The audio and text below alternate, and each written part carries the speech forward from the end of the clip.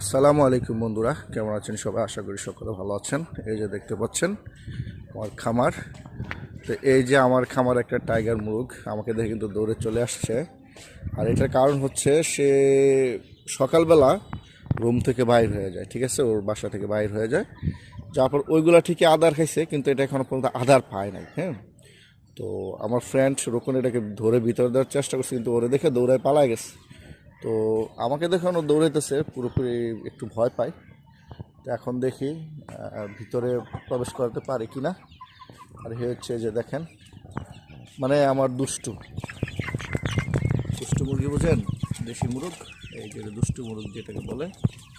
হ্যাঁ, ভিতরে যাবি, যাবি ভিতরে যাবি, আয় আয় ভিতরে আয়, গেলায় আয়। এই যে দেখতে পাচ্ছেন, এই যে যদি ঘরটা একটু পরিষ্কার করার দরকার।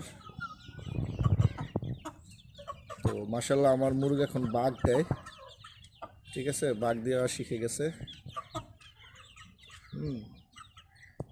এই যে দেখেন, এটা ভিতরে যাইতে পারছে না, আদার আজকে খাইতে পারে না। ওকে,